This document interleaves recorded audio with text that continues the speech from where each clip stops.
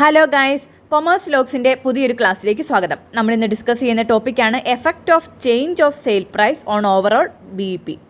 Sale പ്രൈസിൽ വരുന്ന മാറ്റം ബ്രേക്ക് ഈവൻ പോയിൻറ്റിനെ എങ്ങനെ അഫക്റ്റ് ചെയ്യുന്നു?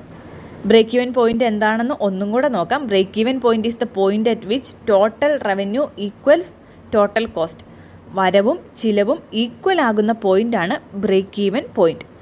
It is calculated by dividing total fixed cost divided by contribution margin ratio അഥവാ PV ratio. Fixed cost divided by PV ratio ആണ് ബ്രേക്ക് ഈവൻ പോയിൻറ്റിൻ്റെ ഇക്വേഷൻ. ഈ PV റേഷ്യോ കാണാൻ വേണ്ടി നമ്മൾ കോൺട്രിബ്യൂഷൻ കണ്ടുപിടിക്കണം. കോൺട്രിബ്യൂഷൻ കാണാൻ വേണ്ടി നമുക്ക് സെയിൽസ് എത്രയാണെന്ന് അറിഞ്ഞിരിക്കണം. സെയിൽസ് മൈനസ് വേരിയബിൾ കോസ്റ്റ് ആണല്ലോ കോൺട്രിബ്യൂഷൻ പെർ യൂണിറ്റ്. ഓക്കെ, അപ്പം സെല്ലിംഗ് പ്രൈസിന് ഇൻഡയറക്റ്റ് ആയിട്ട് ഈ ഒരു ബ്രേക്ക് ഈവൻ പോയിൻറ്റിൻ്റെ മേലെ ഇൻഫ്ലുവൻസ് ഉണ്ട്. സെല്ലിംഗ് പ്രൈസ് കൂടുതലാണെങ്കിൽ കോൺട്രിബ്യൂഷൻ കൂടും. കോൺട്രിബ്യൂഷൻ കൂടിയ PV റേഷ്യോ കൂടും.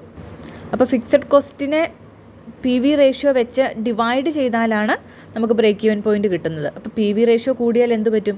ബ്രേക്ക് ഈവൻ പോയിൻ്റ് കുറയും. ഒരു എക്സാമ്പിൾ വെച്ച് നോക്കാം. ഫസ്റ്റ് കേസിൽ സെല്ലിംഗ് പ്രൈസ് 5 ആയിരുന്നു. സെക്കൻഡ് കേസിൽ സെല്ലിംഗ് പ്രൈസ് 10. ഓക്കെ, രണ്ട് കേസിലും വേരിയബിൾ കോസ്റ്റ് 1 ആണ്. ഓക്കെ, അപ്പോൾ കോൺട്രിബ്യൂഷൻ എത്രയാണ്? ഇവിടെ 4ഉം ഇവിടെ 9ഉം. ഇനി PV റേഷ്യോ കണ്ടുപിടിക്കാനായിട്ട് കോൺട്രിബ്യൂഷൻ ഡിവൈഡഡ് ബൈ സെയിൽ. അപ്പോൾ PV റേഷ്യോ ഫസ്റ്റ് കേസിൽ എത്രയാണ്? 4/5 എന്ന് പറയുമ്പം 80%, സെക്കൻഡ് കേസിൽ 9/10 എന്ന് പറയുമ്പോൾ 90% വരും. ഓക്കെ, അപ്പോൾ സെല്ലിംഗ് പ്രൈസ് കൂടിയതനുസരിച്ച് PV റേഷ്യോ കൂടി. ഓക്കെ, 5ൻ്റെ PV റേഷ്യോ 80%, 10ൻ്റെ PV റേഷ്യോ 90%. ഇനി ഫിക്സഡ് കോസ്റ്റ് ഇപ്പം 10 ആണെന്ന് വെച്ചോ. ഇപ്പം ബ്രേക്ക് ഈവൻ പോയിൻ്റ് കാണാൻ വേണ്ടി fixed cost divided by PV ratio 10 divided by 80%, 10 divided by 90% ചെയ്ത് നോക്കുക. 10 ഡിവൈഡഡ് ബൈ 80% ചെയ്യുമ്പോൾ 12 പോയിൻറ്റ് സംതിങ്ങും, 10 ഡിവൈഡഡ് ബൈ 90% ചെയ്യുമ്പോൾ 11 സംതിങ്ങുമാണ് കിട്ടുന്നത്. ഓക്കെ, അപ്പോൾ അതിലൂടെ മനസ്സിലായി സെല്ലിംഗ് പ്രൈസ് 5 ആയിരുന്നപ്പം നമ്മൾ 12ന് മുകളിൽ ഒരു എമൗണ്ട് കിട്ടിയാൽ മാത്രമേ നമുക്ക് ബ്രേക്ക് ഈവൻ അച്ചീവ് ചെയ്യാൻ പറ്റുള്ളൂ. സെല്ലിംഗ് പ്രൈസ് 10 ആയിരുന്നപ്പോൾ 11ൽ വെച്ച് തന്നെ നമുക്ക് ബ്രേക്ക് ഈവൻ അച്ചീവ് ചെയ്യാൻ പറ്റും. സോ സെയിൽ പ്രൈസ് കൂട്ടുന്നത് ബ്രേക്ക് ഈവൻ പോയിൻ്റ് കുറയ്ക്കും. അപ്പം ബ്രേക്ക് ഈവൻ പോയിൻറ്റിലും ബാക്കി ഡിസിഷൻസിലും ഇത്രയും ഇമ്പോർട്ടൻ്റ് ആയ സെല്ലിംഗ് പ്രൈസ് എങ്ങനെയൊക്കെ ഡിറ്റർമൈൻ ചെയ്യാം, പല കണ്ടീഷൻസിൽ എങ്ങനെയാണ് സെല്ലിംഗ് പ്രൈസ് ഡിറ്റർമൈൻ ചെയ്യുന്നതെന്ന് നോക്കാം. ഓക്കെ, ഓരോ കണ്ടീഷനിലും സെല്ലിംഗ് പ്രൈസ് ഡിറ്റർമിനേഷൻ പലതരത്തിലാണ്. ഫസ്റ്റ് നോർമൽ കണ്ടീഷനിൽ എങ്ങനെയാണ്, കോമ്പറ്റീഷനിൽ എങ്ങനെയാണ്, ഡിപ്രഷനിൽ എങ്ങനെയാണ്, ഇനി അഡീഷണൽ ഒരു ഓർഡർ കിട്ടുവാണെങ്കിൽ അല്ലെങ്കിൽ എക്സ്പോർട്ടിൻ്റെ കേസിൽ, ന്യൂ പ്രൊഡക്റ്റ് ലോഞ്ചിൻ്റെ കേസിലൊക്കെ എങ്ങനെയാണെന്ന് നമുക്ക് നോക്കണം. ഓക്കെ, സിമ്പിളായിട്ട് പറയുവാണെങ്കിൽ നോർമൽ കണ്ടീഷനിൽ നമുക്ക് സെല്ലിംഗ് പ്രൈസ് നമ്മൾ കുറച്ച് പ്രോഫിറ്റ് കിട്ടണ രീതിയിലാണ് ഡിറ്റർമൈൻ ചെയ്യുന്നത്. ഇനി ഭയങ്കരമായിട്ടുള്ള കോമ്പറ്റീഷൻ, ഡിപ്രഷൻ അല്ലെങ്കിൽ എക്സ്പോർട്ട് അങ്ങനെയുള്ള കേസുകളിൽ selling price at least contribution cover ചെയ്യുന്ന രീതിയിൽ, അതായത് വേരിയബിൾ കോസ്റ്റ് മൊത്തം കവർ ചെയ്ത് കോൺട്രിബ്യൂഷൻ 0 എങ്കിലും കിട്ടുന്ന രീതിയിലാണ് നമ്മൾ ഫിക്സ് ചെയ്യുന്നത്. പ്രോബ്ലം ചെയ്യുമ്പോൾ നിങ്ങൾക്ക് ക്ലിയർ ആയിക്കോളും. ഫസ്റ്റ് തന്നെ നോർമൽ കണ്ടീഷൻ നോക്കാം. In normal circumstances price fixed must cover total cost. Total cost cover ചെയ്യുന്ന രീതിയിൽ വേണം പ്രൈസ് ഫിക്സ് ചെയ്യാനായിട്ട് നോർമൽ സിറ്റുവേഷൻസിൽ. It can also be fixed on the basis of marginal cost by adding a high margin to marginal cost. അപ്പോൾ variable cost plus ഒരു high percentage പ്രോഫിറ്റായിട്ട് ഒന്നെങ്കിൽ അങ്ങനെ ചെയ്യാം, അല്ലെങ്കിൽ ഫിക്സഡും വേരിയബിളും കൂടെ കൂട്ടി total cost plus a small percentage of profit. എങ്ങനെയാണെങ്കിലും നമ്മുടെ ടോട്ടൽ കോസ്റ്റ് കവർ ചെയ്ത് നമുക്ക് കുറച്ച് പ്രോഫിറ്റ് കിട്ടുന്ന രീതിയിൽ വേണം നോർമൽ സർക്കംസ്റ്റൻസസിൽ സെല്ലിംഗ് പ്രൈസ് ഡിറ്റർമൈൻ ചെയ്യാനായിട്ട്. ഒരു എക്സാമ്പിളാണ് തന്നിരിക്കുന്നത്. ഒരു പ്രൊഡക്റ്റിൻ്റെ ടോട്ടൽ കോസ്റ്റ് 120 ആണ്. നമ്മൾ പ്രോഫിറ്റ് കാൽക്കുലേറ്റ് ചെയ്തപ്പോൾ എക്സ്പെക്റ്റഡ് പ്രോഫിറ്റ് 10% ആണ്. അങ്ങനെയാണെങ്കിൽ നമ്മൾ പ്രൈസ് എത്രയായിരിക്കും ഫിക്സ് ചെയ്യുന്നത്? 120യുടെ കൂടെ ആ ഒരു 10% കൂടെ ആഡ് ചെയ്യും. സോ 120 × 110% ദാറ്റ് ഈസ് ടു 132 നമ്മൾ സാധനങ്ങൾ വിൽക്കുന്നത്. ഇനി selling price in times of competition. Excess കോമ്പറ്റീഷൻ്റെ കേസിൽ നമ്മൾ എങ്ങനെയാണ് സെല്ലിംഗ് പ്രൈസ് ഡിറ്റർമൈൻ ചെയ്യുന്നത്? നോർമൽ സിറ്റുവേഷനിൽ ടോട്ടൽ കോസ്റ്റ് പ്ലസ് പ്രോഫിറ്റ് ആണ്. കോമ്പറ്റീഷൻ്റെ സമയത്ത് products can be sold at a price below the total cost. Total കോസ്റ്റിനേക്കാളും കുറഞ്ഞ വിലയിൽ നമ്മൾ സാധനങ്ങൾ വിൽക്കണം, കാരണം സർവൈവ് ചെയ്യണമല്ലോ. In such situation price should at least be equal to marginal cost.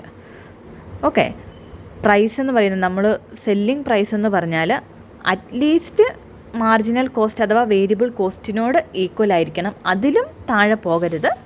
ആ ഒരു പോയിൻ്റ് ഫിക്സ് ചെയ്തിട്ട് അതനുസരിച്ച് നമുക്ക് സെല്ലിംഗ് പ്രൈസ് മാക്സിമം കുറയ്ക്കാം കോമ്പറ്റീഷൻ്റെ സമയത്ത്. ഒരു പ്രോബ്ലം നോക്കാം. XYZ company produced and sold 1000 toys. The cost structure of toys is as follows. Okay, toys 1000 toys വിൽക്കുന്ന ഒരു കമ്പനിയായിരുന്നു XYZ ലിമിറ്റഡ്. അതിൻ്റെ സെല്ലിംഗ് പ്രൈസ് 500 ആയിരുന്നു. മെറ്റീരിയലിന് 100 രൂപ ചിലവാകും, ലേബറിന് 50 രൂപ ചിലവാകും, മറ്റ് വേരിയബിൾ ഓവർ ഹെഡ് എല്ലാം കൂടി 25 ആവും, ഫിക്സഡ് ഓവർ ഹെഡ് 200 ആവും. ഓക്കെ, ഇങ്ങനെ അങ്ങ് വിറ്റ് പൊക്കോണ്ടിരിക്കുമായിരുന്നു. പക്ഷേ ഡ്യൂ ടു ഹെവി കോമ്പറ്റീഷൻ വന്നു, price has to be reduced to 425 ആക്കേണ്ടതായിട്ട് വന്നു. Okay, assume that there is no change in cost, how many toys shall be sold to ensure same amount of total profit as last year. Last ഇയറിലെ profit കണ്ടുപിടിച്ചിട്ട് അതേ profit കിട്ടാൻ വേണ്ടി ഈ വർഷം, അതായത് നെക്സ്റ്റ് ഇയറിൽ എത്ര യൂണിറ്റ്സ് വിൽക്കണമെന്ന് കണ്ടുപിടിക്കണം. Okay, number of units to be sold, അതിനുള്ള ഇക്വേഷൻ എന്താണ്? ബ്രേക്ക് ഈവൻ പോയിൻ്റ് കണ്ടുപിടിക്കാനുള്ള ഇക്വേഷനിൽ നിന്നുമാണ് അതിൻ്റെ ഒരു ഇക്വേഷൻ വരുന്നത്. Fixed cost plus desired profit divided by ഒന്നെങ്കിൽ കോൺട്രിബ്യൂഷൻ പെർ യൂണിറ്റ് ചെയ്താലാണ് യൂണിറ്റ്സ് കിട്ടുന്നത്, അല്ലെങ്കിൽ ഫുൾ സെയിൽ ഫിഗർ ആണെങ്കിൽ PV റേഷ്യോ. നമ്മൾ ഓൾറെഡി അത് ചെയ്തിട്ടുണ്ട്. ആ സെയിം ഇക്വേഷൻ ഇവിടെയും അപ്ലൈ ചെയ്യണം. അപ്പം 500 ആയിരുന്നു സെയിൽ പ്രൈസ്. ആ ഒരു കേസിൽ നമ്മുടെ ടോട്ടൽ സെയിൽ എത്രയായിരുന്നു? Total units 1000. അപ്പോൾ 500 × 1000 5 lakh ആയിരുന്നു sales. Total cost 100 material, 50 labour, 25 variable, 200 fixed. അപ്പോൾ അങ്ങനെ എല്ലാം കൂടെ കൂട്ടി ടോട്ടൽ കോസ്റ്റ് ഇൻറ്റു 1000 ആട്ടോ, 100 അല്ല 1000 ചെയ്യുമ്പോൾ നമുക്ക് ടോട്ടൽ കോസ്റ്റ് 3,75,000 കിട്ടും. അങ്ങനെ വരുമ്പോൾ പ്രോഫിറ്റ് എത്രയാണ്? 1,25,000. ഈ വർഷത്തെ പ്രോഫിറ്റ് 1,25,000 ആണ്. ഇതേ ലാഭം നമുക്ക് അടുത്ത വർഷം കിട്ടണം, പക്ഷേ സെല്ലിംഗ് പ്രൈസ് കുറവാണ്. ഓക്കെ, അപ്പം നമ്മുടെ ഇക്വേഷൻ എന്താണ്? Fixed cost plus desired profit divided by contribution per unit. നമ്മൾ കോൺട്രിബ്യൂഷൻ കാണണം. ഓക്കെ, ന്യൂ സെല്ലിംഗ് പ്രൈസ് 425 ആണ്. കോൺട്രിബ്യൂഷൻ കാണാൻ വേണ്ടി വേരിയബിൾ കോസ്റ്റിന് യാതൊരു മാറ്റവും ഇല്ല. അപ്പം കോൺട്രിബ്യൂഷൻ എന്ന് പറഞ്ഞാൽ എന്താണ്? Sales minus variable cost.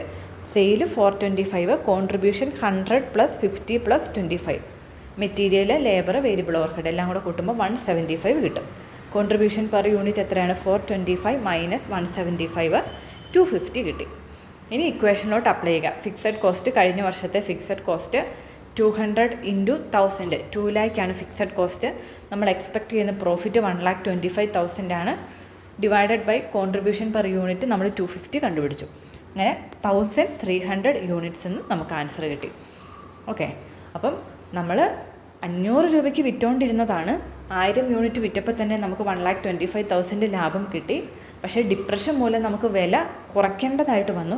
Competition മൂലം വില കുറയ്ക്കേണ്ടതായിട്ട് വന്നു.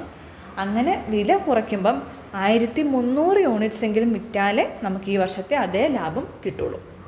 അപ്പം നോർമൽ കണ്ടീഷനിൽ ലാഭം കിട്ടുന്ന രീതിയിൽ, കോമ്പറ്റീഷനിൽ അറ്റ്ലീസ്റ്റ് വേരിയബിൾ കോസ്റ്റ് കവർ ചെയ്യുന്ന രീതിയിൽ നമ്മൾ അങ്ങനെയുള്ള പ്രോബ്ലം അല്ല ചെയ്തത്. നമ്മൾ ചെയ്ത പ്രോബ്ലം എങ്ങനെയാണെന്ന് ചോദിച്ചാൽ, സെല്ലിംഗ് പ്രൈസ് കുറഞ്ഞ ആ ഒരു എമൗണ്ട് തന്നിട്ടുണ്ട്, അത് വെച്ച് എത്ര എക്സ്ട്രാ യൂണിറ്റ്സ് വിൽക്കണമെന്നുള്ള രീതിയിലുള്ള പ്രോബ്ലമാണ് നമ്മൾ ചെയ്തത്.